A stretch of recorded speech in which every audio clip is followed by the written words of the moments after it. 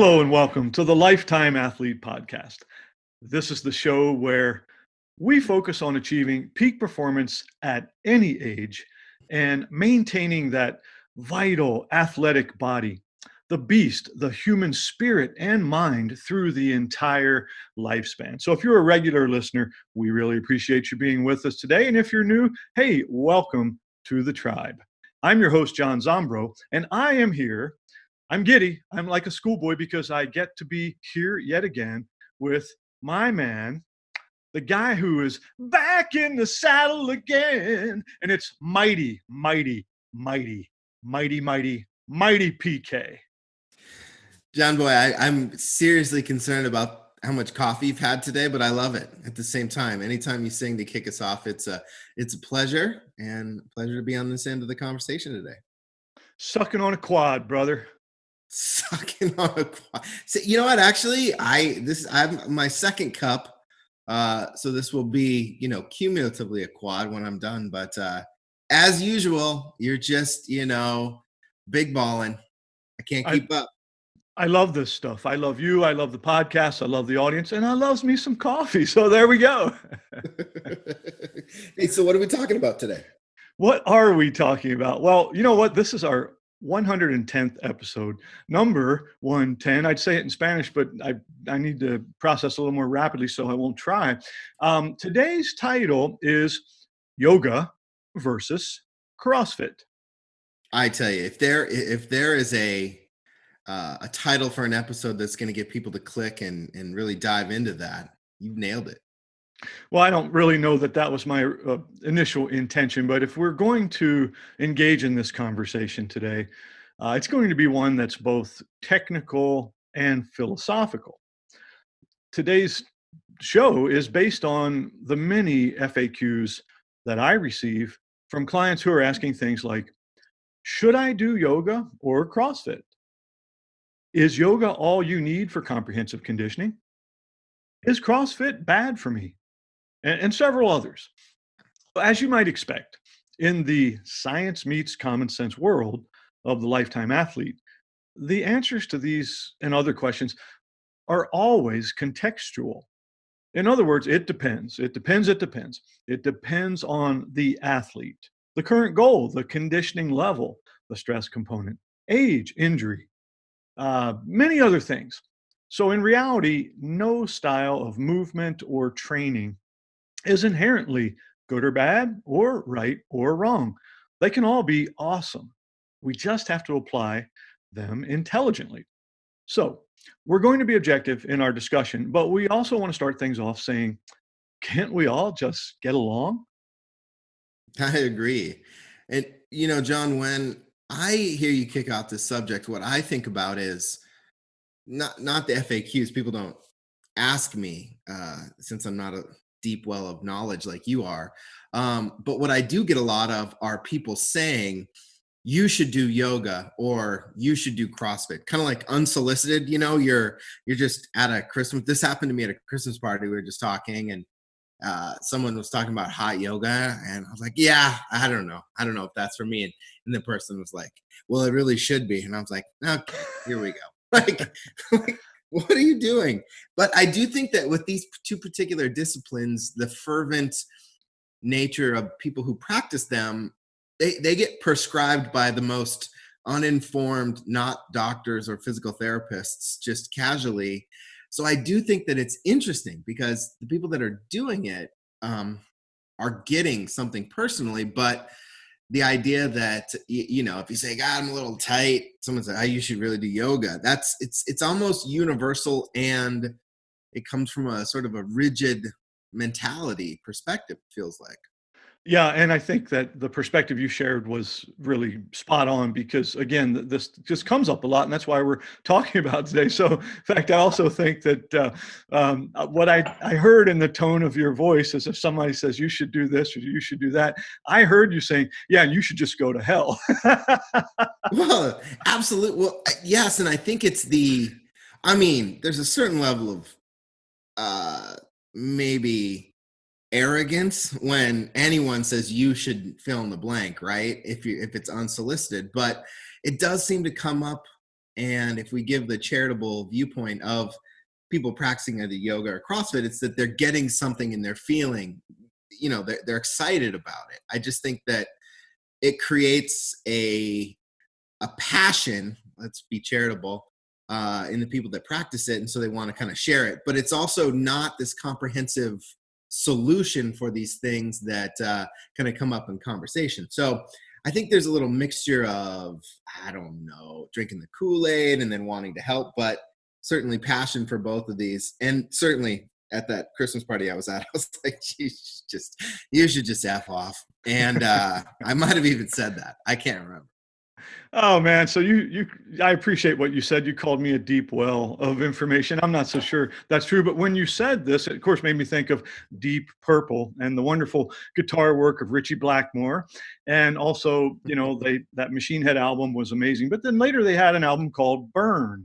And of course, Mm. when I think of feeling the burn, it makes me think of some of these things related to exercise. So probably somewhat unrelated, but that's me. So what we won't be doing today in this show is staging some battle where we have a plyometrics box and the yogi versus the CrossFitter has to run up to it, contort the body into a pretzel, climb inside, get out, push it X number of yards, pick it up, press it a few times, run with it, then throw it, then put it onto a stand and limbo under it.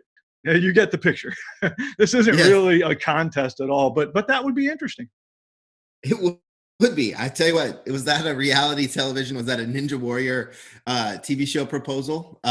If so, we could probably sell it. But I'm glad that it's not that, because that's for shock and awe. And that's just to, I don't know, get attention. Really, what I'm getting from where you want to go today is have sort of an informed, thorough discussion about these things that really seem to be lightning rods for conversation and misunderstanding.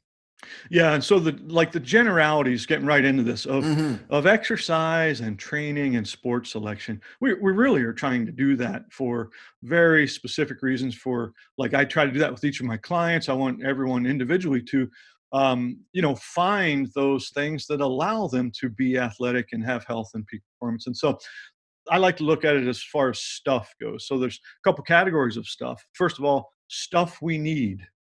Mm, okay, yeah. So we need to have our exercise and training give us some contribution to general health. Hmm. We need to augment specific performance capacities that are unique to our beasts, Hmm.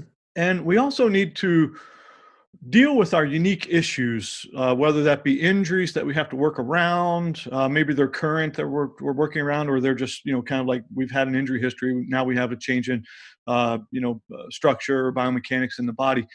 We want to always be respectful of that. So when we're choosing exercise, we want to look at, those health, performance, and body specific issues for sure. Absolutely. Then the next level of stuff is, hey, stuff we like. Why not make your training enjoyable and fun and keep that element of play in there? Meaningful. It means something to you. It's doing some good things and it's additive to your life. It's something that you look forward to and it gives you back a huge return on investment. I'm glad that you brought up those last two, meaningful and addictive. Or additive, I guess I should clarify. Additive. Oh, Yeah. right. Well, I think that addictive. Well, interesting. It's talking Sort about of. me and coffee and rock and roll, are you? Okay. But I do think there's elements of that in both of these. For I think the next point that you want to dive into. Yeah, and that's the third and final level of stuff, and that's stuff that we'll keep doing, which Mm, enables us to be consistent, have that consistency to get the benefits that are so richly provided by exercise and training, and then have enough variety within whatever we're doing to meet our individual needs or seasonal changes or even personality traits. And again, that would be, I said, enough variety because some people will thrive on very little variety, doing very much the same thing. And then there are others, you're probably like me, who like things to be a bit more diverse. Whatever it is, there's no one way, but it has to be the way that keeps us doing the stuff. yeah, and I had another thought as we think about these two activities, practices, etc. and why they keep doing them, there does seem to be a group or community element to both of them that contributes to why people keep doing them. Oh, precisely. And I think as humans, as human beasts, human animals, we benefit so greatly from. Um, I like to use the term tribe. I think sometimes Mm, herd. If you use herd, it has connotations that aren't as positive. But yeah, I mean, we mm, we want that membership, that belonging, that purpose, and it's really true of these practices that we're talking about today, yoga and CrossFit in mm. particular. Um, First of all, though, I think what I'm going to do is I'm going to make a few statements that I'm going to say they are in defense of yoga. Oh, wow. Okay. Well, the first question I have is, do you think that you need to defend yoga? Is it sort of is it been indicted that you need to speak up for it? Is that what you're hearing out there? Yeah, I think there's a tendency for some folks, not everyone, to get into a camp or a way of thinking and have a bit of a bias, and so suddenly everything that I do is right, and everything that Mm, everyone else does is less so. And so so there is some yoga bashing mm. that goes on, and okay, enough said. I'll be more specific. Yoga is more than just stretching. Yeah, absolutely. I mean, there was a It, pregnant pause there, but yeah, I mean, people will say, like at that party, well, you're like, I'm a little stiff, and then immediately, oh, well, you should just do yoga because, well, it's all about flexibility and doing stretching. Now, John, I mean, the reason I'm laughing is that if you've ever done yoga, you know it's more than sure, just stretching yeah, because you've experienced it's the whatever addition of beyond stretching of what it is for yeah, I like that. If it's beyond stretching, and so, going right into that, there's an emphasis on breathing you. Mm, and posture and creating awareness of those things. And so I'm always think it's really important that we look at um, respiratory mechanics in the human body and mm, this posture, that ability to own the shape and position that we put ourselves in, and optimize alignment and function. So yeah, I mean, kudos to yoga for doing that. Also, there's a lot of variety. I mean, there's all sorts of different schools and different ways things are put together in classes. That's great. Yoga also has, however one wants to interpret this, a spiritual component. Kind of. How about be nice? There is that, and also yoga is very effective. The things that happen in yoga in biasing or developing or promoting the parasympathetic nervous system states within the body. And that can be very helpful at modulating stress and improving blood pressure, digestion, and other things. hmm. Interesting. And absolutely. Of course, if you've done it, then you're just pointing out things that you might not be thinking about when you're in the practice in the moment, but certainly there are benefits there. Yeah, and probably the last thing, there are probably more pros than I'm mentioning, but last one Sure. would be that yoga requires a minimal amount of space and equipment. If you have enough space to put down a mat and then you're on it, you're pretty much ready to roll. Absolutely. So those are some really great things about yoga and things benefits that practitioners steep themselves in. Now let's go in support of CrossFit. I love it. Hit me. Okay. CrossFit actually had a huge success in my mind in many ways. And, again, I'm a big fan of all these things, but they turned exercise into a legitimate sport. And when you look at the pros and even the club level competitors, they are frigging amazing. I couldn't agree more. If you've ever found yourself down a rabbit hole on YouTube watching CrossFit performances, the well is deep and it is just impressive what those athletes can do. And I'm not even talking at only the highest level, but if you've ever been to a class, seeing the high performers just at your local CrossFit gym, it really is impressive. Yeah, and again, that the competency across many, a variety of uh, movements and skills is wonderful. So love that. I also think that one of the great things about CrossFit is they embrace challenge, or it's really brought forth this idea that accomplishing hard things is good, and we Mm, really we need that in our society. absolutely. I think that that's a huge, huge mental, however you want to call it, uh, like a comprehensive mind, body, soul element to CrossFit that it taps into. Just that hard and doing it with a group of people and a tribe at the same time.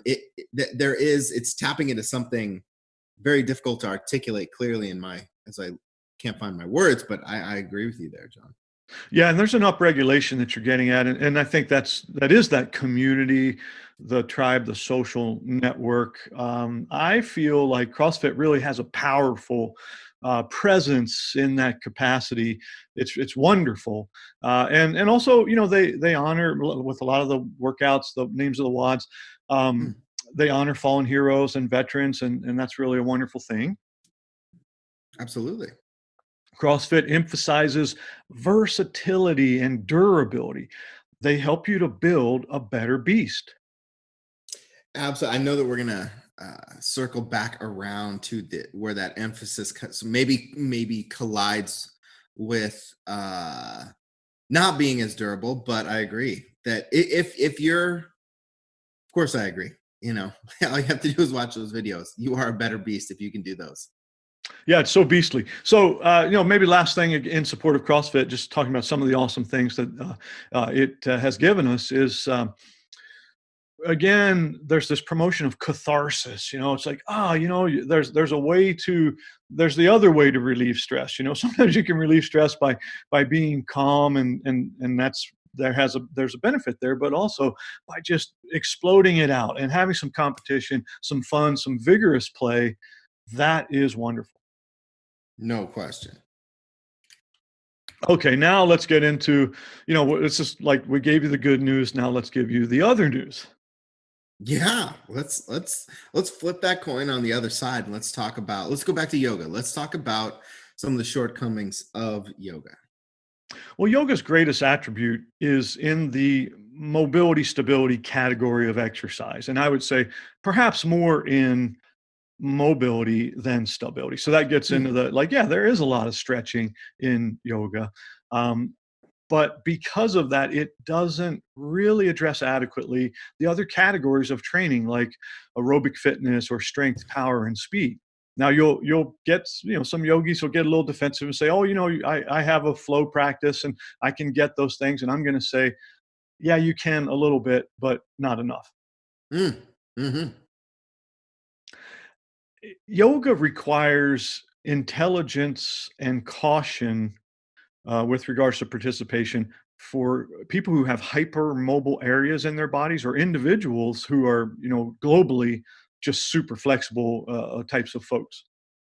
Yeah, and that this is one that we've touched on this on previous pods, and I found it interesting when you first introduced the concept to me, and further in a good friend who is a yoga instructor, we were talking about, kind of in the context of animal fit, where animal, uh, human beast you fit into, and then how that connects with being, hypermobile. And it was just really interesting to have that discussion with a person who's an expert in yoga and sort of connect the dots between, some like essentially how why she one of the reasons why she was great at yoga was that she was hypermobile, and it was also an area of concern that hadn't been um sort of addressed before we talked about it. And I just think that's a very interesting consideration that is not spoken about beyond. I don't know, I've never had the talk with anyone outside of you, John. Yeah, and I would say that there's this interpretation. I think, most of the, really underlying principles in yoga is that it should be personalized, Mm, and we should be cautious with the progression of, the poses, or anything that we're doing. But the popular interpretation is like, oh, no matter what ails you, stretching is good, and if you can somehow stretch further, you're going to get to nirvana. That's where we get into the trouble, because a lot of those poses are what we call triplanar end range prolonged loads. So I'll explain that very Mm, quickly. mhm, Triplanar just means three-dimensional. And so we basically, um, we can forward bend, we can side bend, and we can twist the body, particularly in the spine and pelvis, mhm, in to the end of what's available in all three planes. So we've taken up all the slack. There's no degrees of freedom, and now we hang out there. So what we're doing is we're weakening connective tissue at that point, potentially. mm, And so if you have a person who already has what we call supernormal mobility, we don't want to take them to their end range and then push it to a new end range because that we're making them unstable for life. And I was actually doing a consult yesterday with one of my online coaching clients, and we were, looking at a model and using the whiteboard and kind of going through that. So I drew her a spinal motion diagram and kind of explained that. It's like, well, in your case, yoga's not bad and you can still do it, but you need to back off 10 or 15% a lot of these mhm. things and don't go to your limit, because otherwise we're going to have problems. Yeah, and I feel like the language of the guided, I don't know if it's instruction, I don't know the right terminology, but in the language of yoga, it's find where you're at today, Hmm. just really tune into that. I feel like the language and sort of the instruction sort of guides you to find that and not push past it. But if you do it quite a lot, you find yourself pushing. It's just kind of it's contrary to sort of the language or the instruction where you want to go, especially if you practice it quite a bit. Yeah, and that's where I've seen it a lot over the years in the clinic. Yoga can actually be a silent killer. Hmm. And so that sounds kind of funny, but if it's done inappropriately. So even though we think of yoga as it's all about peace, but you get a lot of people in a room, you're going to look over at the next person, and some people are going to compete and they're going to try to go further than they maybe should. And so even though maybe the message being spoken is Hmm. to stay within your limits, some of this human nature can take over. Um, I also would say with any sport, we also have quality of coaching and quality of instruction. And so I've had some really interesting things. I've had people come into, the clinic, and they're sitting on the table and they're like, well, so what happened? It's like, well, I was at the yoga class and we're doing this forward bend thing and I wasn't going as far as everybody else. And so the instructor came over and pushed on my back, Mm. and then I had a lumbar disc herniation. And so it's like, oh, okay, well, we need to be very appropriate in terms of how we assist people, for sure, and so forth and so on. I've just had a lot of folks who, if they again get into this hypermobility issue, whether it's again just one area or globally in the body, they've got to modify their practice to be careful, or they're going to potentially be sorry. Absolutely. Interesting. Well, let's do the same thing with CrossFit then. Let's look at the potential pitfalls. Okay, so here's one of the things that I think we see.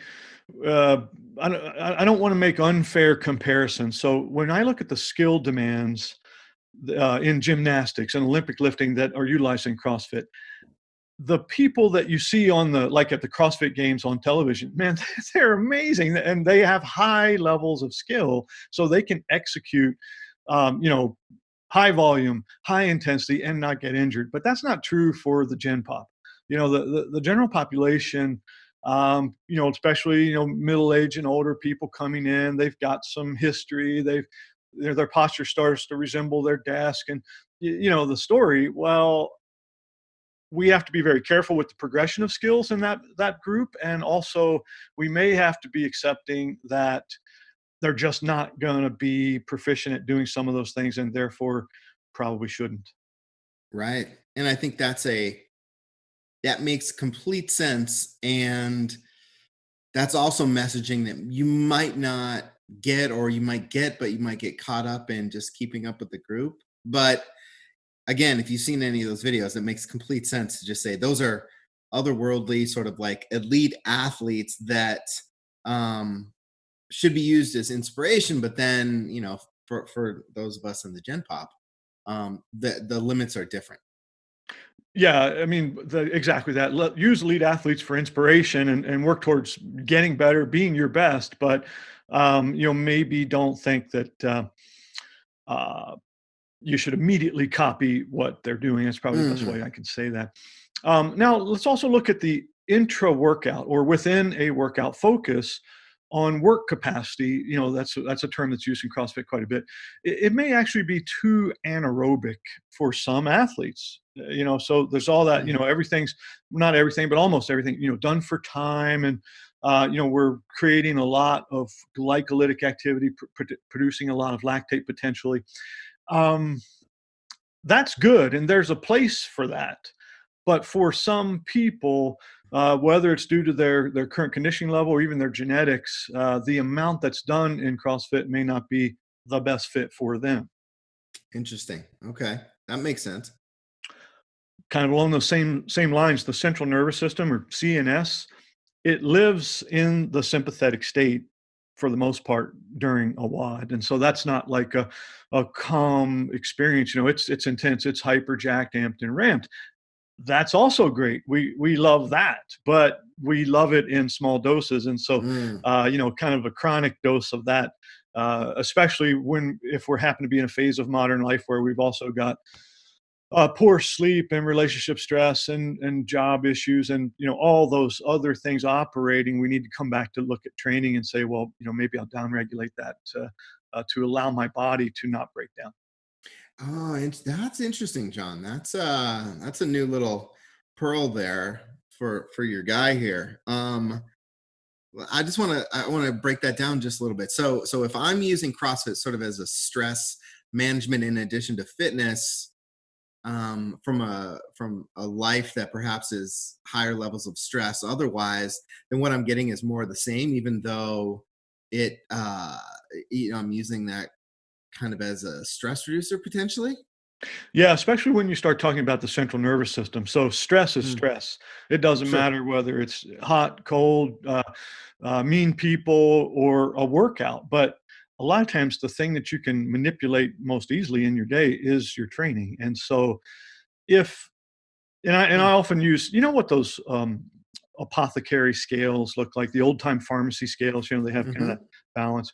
So I have a slide I'll get put out sometimes, and it has.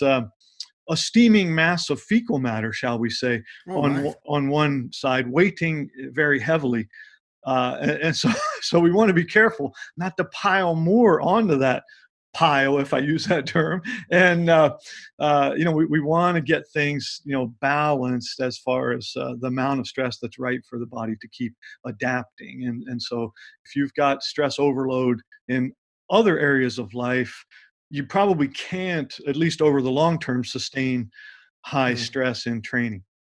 hmm. That is very interesting.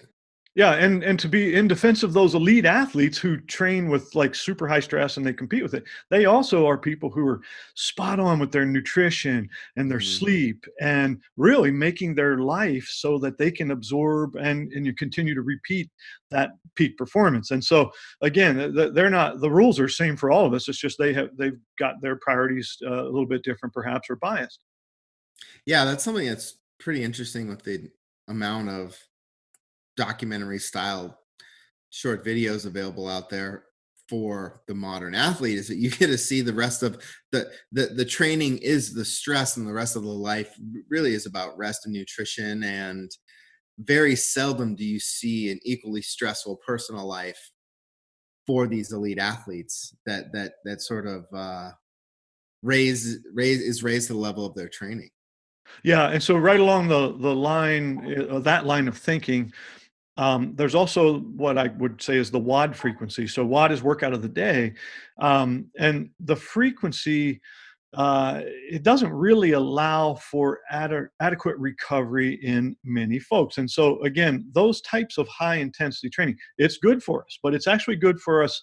Most of us, let's say Gen Pop athletes, at 1 to 2 times per week, and Mm, even for elite athletes, if it's really at the top end, 3 or 4 times per week. And so if you're suddenly finding yourself you're going 5 6 days a week because okay, you want to get your money's worth or whatever. mm. That's not really a good model for sustaining long-term health because recovery windows are generally inadequate. That's that makes sense, and it does seem unsustainable. Yeah, and so, we'll finish up this beat down because we don't wanna this is not a negative show by any means, but just wanna present these points objectively. Um, High reps in certain challenging moves, particularly the Olympic lifts, which are designed to be 1 rep max movements, aren't so good. So when you're in a fatigue state and you're doing something with high skill and high load, it can be risky for injury. Absolutely. And I think that if you've talked to any sort of peers or persons in your life that have, it's not uncommon to hear about a CrossFit injury. Yeah, and I would again say mostly in the gen pop, the elite athletes don't get injured that much because they're highly skilled, highly conditioned, and they're also, I think they're a little bit better as far as ego goes. Oh, With sure. like when you're looking at weight selection, you've got to keep it. Um, you've got to keep it sensible. And so sometimes the ego can, get a little bit out of control. And we see those people at any gym, not just a CrossFit box, who, they're throwing up weight in all sorts of directions. And maybe they never get hurt, but statistically, the odds are greater that one could. Sure. Sure.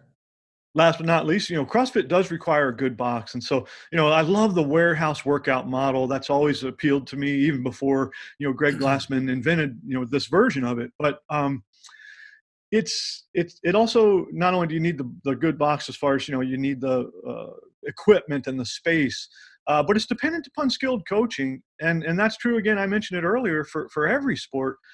But even when you have like a certification process, you're going to have some variance, and some people are going to naturally you want to let them have some autonomy to impart their personality and flair into what they're doing. But occasionally, we'll see there's a little bit of loss of consistency in the product, and again, that can cause a problem for injury risk for many folks.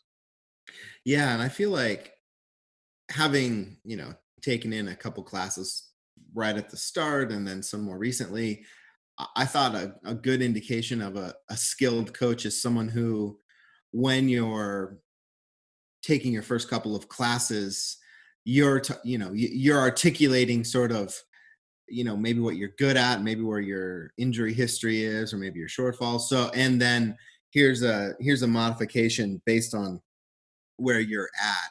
I have seen, and even just in the conversation, evolution from a strict uh, adherence to the WOD to a more, we're going to account for who you are as a person and what your history is, and maybe where a weakness is, and or a strength, and we're going to make those modifications in this class. So I felt like that was kind of a good progression that seen from some of the more educated coaches. Exactly, and human beasts evolve, and so we want to Sure. see evolution in everything that we're doing. In fact, if you said uh, 36 years ago, John, when you wrote your first program for someone, I would look at that now and say, well, okay, I probably didn't hurt them, but it probably wasn't that good, and so that there, I mean, we have to grow, and it's important. And so, and there, Absolutely. we want to have that kind of openness to allow everyone to do that. But I would wrap this up. It's a great conversation with just some suggestions Mm, for how to create your own balanced training program. I'd love pen at the ready. Lay it on me. Okay.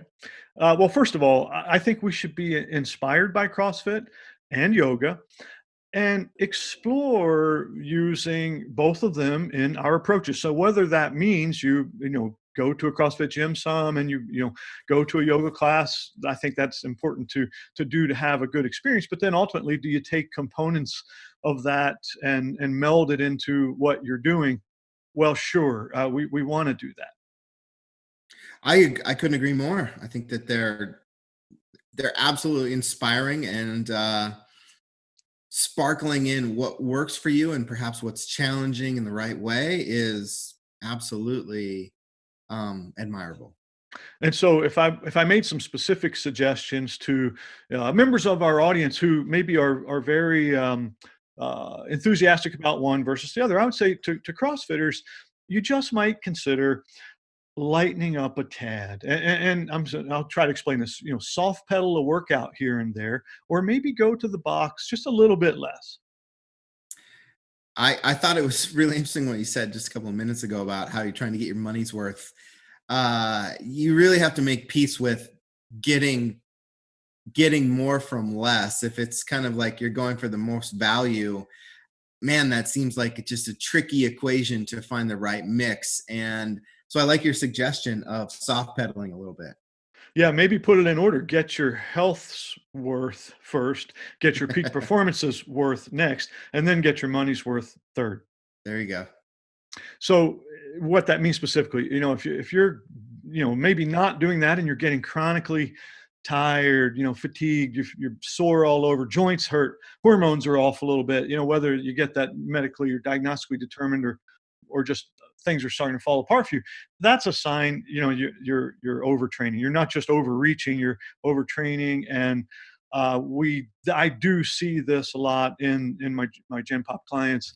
And one of the things we do is we just employ these suggestions like, okay, this isn't bad, you don't have to quit, we just have to get, restore your ability to recover, so you can really crush the workouts when you do go.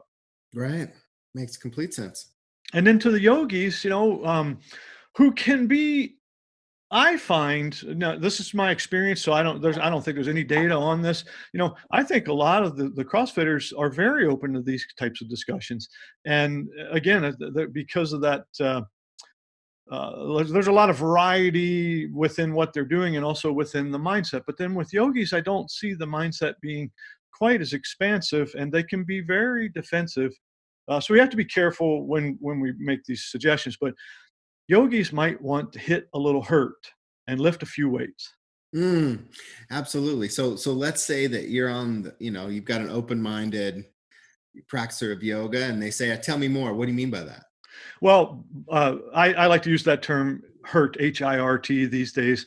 It's kind of a takeoff on HIIT, HIT, or high intensity interval training. Now I think the convention that I use and many others is high intensity repetition training. So Mm, we want to do the reps at a high intensity, but the recovery, or excuse me, the rest intervals or phases may not be uh, concrete in terms of fixed times. They may be expanding as we fatigue through the workout. So that's all absolutely. that really means. And lift a few weights. And the reason is those are going to be the things that are going to give a little more strength, speed, and power to the yogi. And I have seen a lot of people who did a lot of yoga who suddenly did a home improvement project or yard work and got hurt because they lacked strength, speed, and Mm. power. So it's functional in life as well as looking at athleticism. Yeah, I think that if you were just to say to general people in the fitness world, if you're doing a lot of, I think both of those suggestions work not just for X fitters or yogis, but if you're not getting your intensity or your resistance training, you might want to incorporate that in. If you're getting, if your body is feeling sore, tired, hurt, then lightening up and getting a little rest. It's universal guidance as I hear it coming off you, John.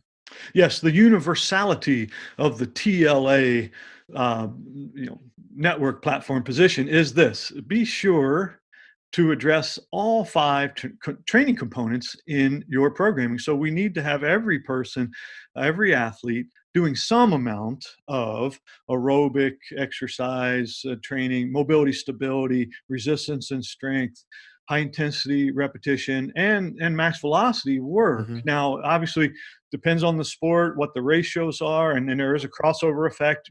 We're not going to get into that today. We've done it before, but nonetheless, it is important, and we just have to keep that open mind. If we want to achieve peak performance, we've got to have, to be athletic. You won't see any good athlete who doesn't have all those capacities. And also, if we want to be an athletic, long living beast performing well and maintaining functional independence in seventh, eighth, ninth decades, it's the same thing. The rules that, the biology doesn't exclude anyone. Biology is democratic. That's great. Indeed. So, also, let's say this: embrace intensity. This is to everyone. Intensity is wonderful, and it's not to be feared. We have some aspects of our society, not all, but some, that just, intensity is, it's either a negative, let's say, character trait, or it's just a nauseating experience. There's a way to embrace it, and equally important, prioritize recovery, maybe even more important. That's why I use the word prioritize. If we are injecting our beast with literally, I mean, it's a steroidal effect. You can take. Well, I don't want to encourage people to take anabolic steroids, but exercise is like that. It's the safe, natural way. But in order for it to work, you have to recover and let the body build up from that stimulus. No question. No question. Last thing, and hopefully we did this and what we did today, I felt like it came through. Stay open-minded and respectful. Avoid name calling, to other people with what they're doing or regarding what they're doing. And also try to be a little careful, even if you love your tribe, to not turn that camp into a religion that doesn't have open doors. Absolutely. The flexibility, the conversation that you can have when you are open minded and respectful, I just think can be so informed. And that's in particular for these two sort of practices or strategies or exercises. We don't get that as much, but think about that conversation that can happen if we keep it open. Precisely. And we could have done cyclists versus power lifters Oh boy. or runners versus skiers. I mean, these points I think are universally applicable, as you indicated. So thank you, sir, for a wonderful engagement today. Oh, buddy, thank you. Thank you for dropping those just pearls. Like I can't even imagine where we would be. Well, we would be in an ocean without jewelry. Yeah, I was going for a different metaphor and I just cut myself off because I Yeah. just didn't want to. That wasn't That appropriate. you should have cut me off. That one stunk. But anyway, finishing up here, folks. Hey, don't forget about the Hard to Kill workshop, where you can really gain a deeper understanding and appreciation of these things we were speaking about today: training selection, how to tweak that to get peak performance, and also how to preserve long-term health in the process. Absolutely. That's a treasure trove of wellness pearls, and you should sign up. I would highly recommend it, and you can do so by going to thelifetimeathlete.com. And you can't miss the Hard to Kill menu item. You click on it, tells you all about what happens on Saturday, February 29th from 9 to noon in Bozeman, Montana, and how you can register. Basically, you just click the button. Hope to see you there, and thanks again for being with us today. Adios.